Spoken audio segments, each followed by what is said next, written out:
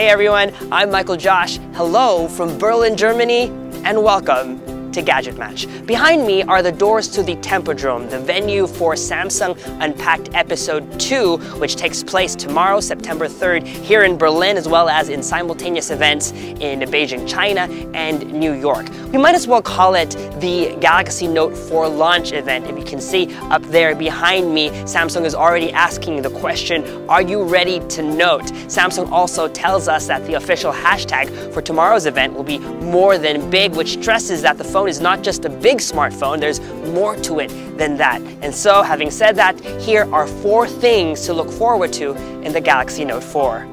Number 1, a new and improved design.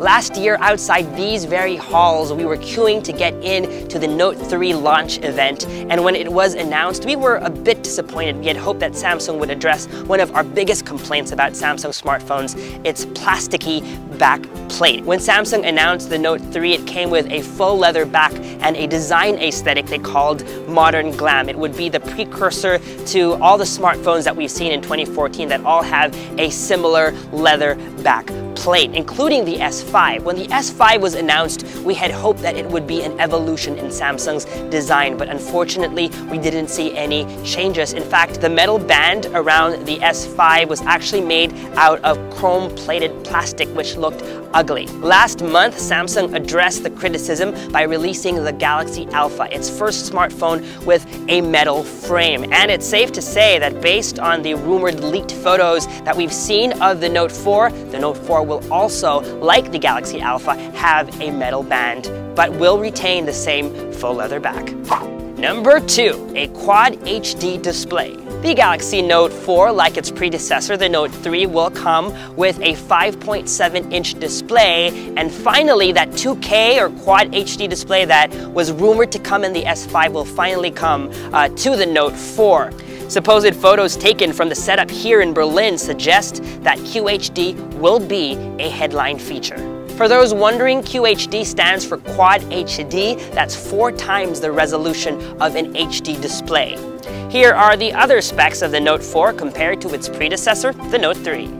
Number 3, better handwriting recognition. A recent teaser video by Samsung for the Note 4 promotes the need to preserve the art of handwriting, which is possible with the Note because of its bundled Wacom certified stylus they call the S Pen. Believe it or not, the Note 4 will supposedly have ultrasonic sensors, which are supposed to improve the sensitivity of the screen and give you an experience which is the next best thing to writing with a pen and paper.